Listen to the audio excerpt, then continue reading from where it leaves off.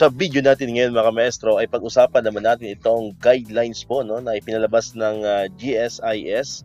Patungkol nga po ito sa kanilang ino-offer ngayon na bago pong GSIS MPL Max Loan Buyout. Alright, so yun. So kagawa nga lang natin ng isang video natin kanina no, nung late na natin na nakita sa website po mismo ng GSIS na mayroon na pala silang ipinalabas na GSIS Memorandum Circular na kung saan doon po napapaloob yung guidelines, yung mga requirements, mga steps kung paano ba tayo makakapag-avail nitong MPL Max, ano po, yung loan buyout mga kamaestro. Ayan, so papakita ko po sa inyo no, yung mismong GSIS Memorandum Circular. Ayan, so galing po mismo ito sa GSIS mga kamaestro, no? Pero hindi na natin isa-isahin ano po, na basahin or talakayin yung memorandum circular kasi medyo may kahabaan yun. So papakita ko na lamang po sa inyo yung mga importanteng parts po no, ng memorandum circular na para mas maintindihan po natin kung paano ba tayo makakapag-avail, kung ikaw ba ay eligible ano po dito sa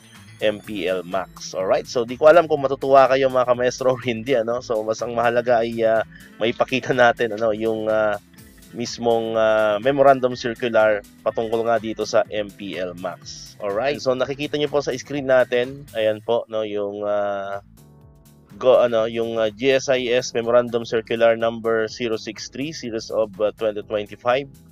So nakalagay po dyan, to heads of constitutional bodies, bureaus and agencies of the national government, local government units, government-owned or controlled corporations, state universities and colleges, and all other concerned. So, ang subject po niyan is GSIS Multi-Purpose Loan Buyout or MPB program. So, yan. So, yan na po yung yan na po yung inaantay ng karamihan sa atin, no? Simula pa ng mga nakaraang araw, no, marami tayong mga nakikitang mga post sa Facebook, mga comment, ano po, kung paano nga ba, sino nga ba yung eligible dito sa buyout na ito mga kamaestro. Okay?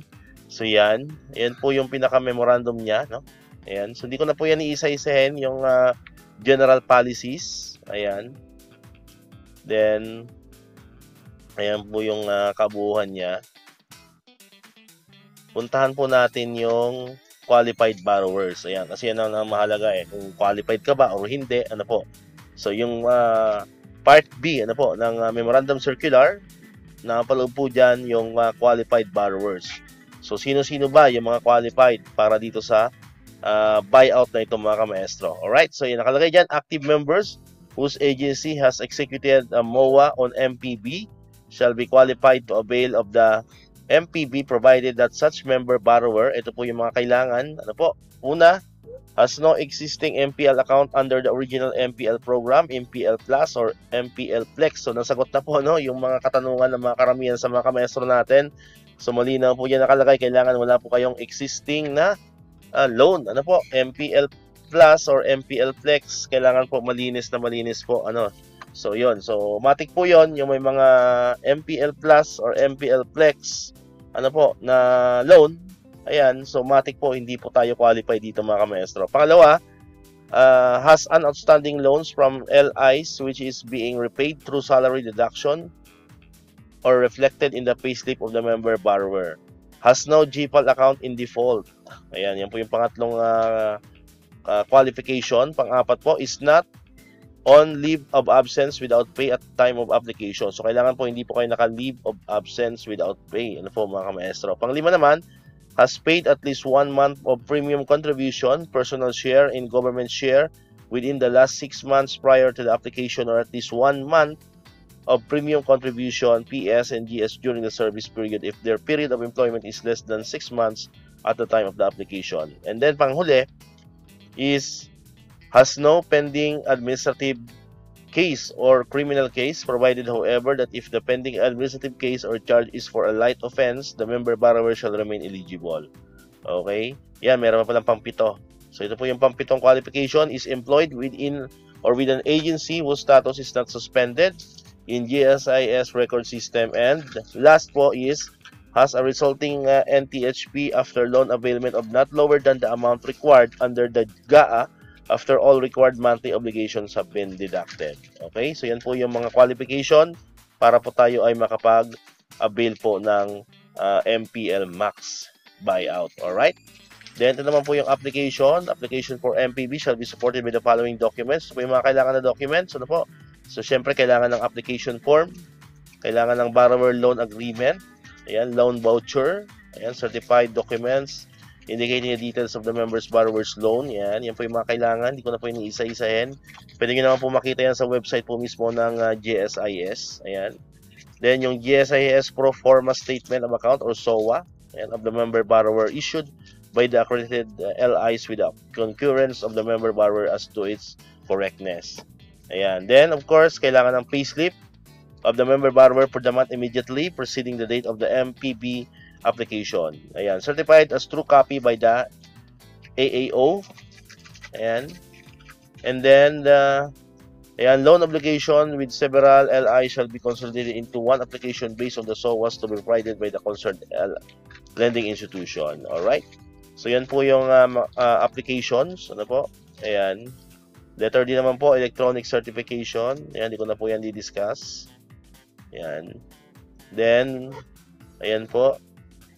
Consolidation of loans. Ayan, the buyout shall consolidate the following loans: salary loan, restructured salary loan, enhanced salary loan, emergency loan assistance, summer 1-month salary loan, consul loan, members cash advance, home emergency loan program, educational assistant loan, fly-pal, study now, pay later, and stock purchase loan. So, yan po yung mga kukonsolidate ng mga loans through your buyout. Ayan. Then, waiver, subcharges, ayan, loan amount.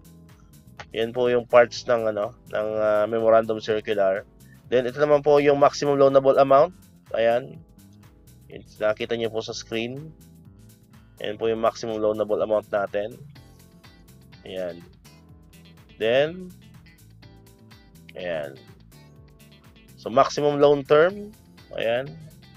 Up to 10 years. Ayan. So, maximum of 10 years. Ayan. Then, ayan po yung computation interest.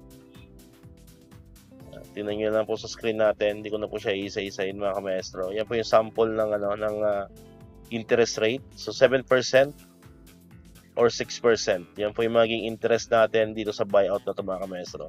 So, 7% or 6%. Ayan. Ayan. So, yan po yung sample ng effective interest rate per annum. Ayan. Ito po yung sample computation niya.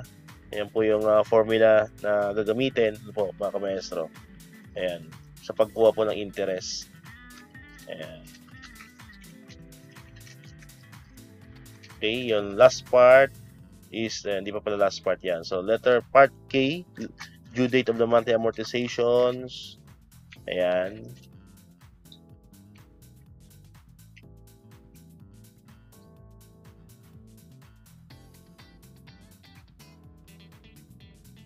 Ayan po.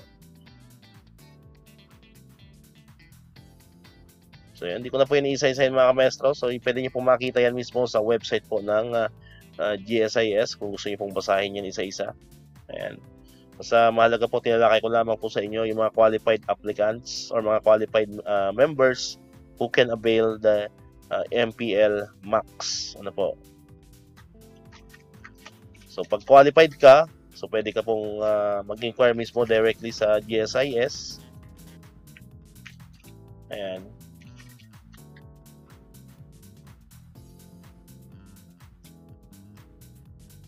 And of course, ayan. So, sign po yan ng President and General Manager po ng GSIS, Jose Arnolfo A. Veloso. So, yan po yung actually, sign pala siya January 9, 2025 pa. Ano po. So, ngayon lang po kasi natin ito nakikita sa website po mismo ng GSIS. Alright, so yan po yung patungkol po dito sa MPL Max buyout, ano po mga kamaestro. So, hopefully po ay medyo naliwanagan na tayo sa pinaka details po, so mga small details po nitong MPB na ito mga kamaestro. Pwede po kayo makipag-ugnayan directly mismo sa sa GSIS, ano po, para mas malinawan po kayo. Alright, so dito ko natatapusin itong ating video ngayon mga ka-maestro. Kung di ka pa nakakapag-subscribe, click mo na ang subscribe button dyan para ikaw yung unang nakakapanood ng mga videos na in-upload natin. Katulad dito, yung mga updates pa rin about sa GSIS and syempre, other benefits po ng mga teachers and government employees. Click mo na rin ang notification bell button para ma-notify ka. Always updated ka pag may mga bago tayong uploaded na videos. So muli, maraming salamat sa inyong panonood at pakikinig. Once again, El Maestro. See you on my next vlog. Bye-bye!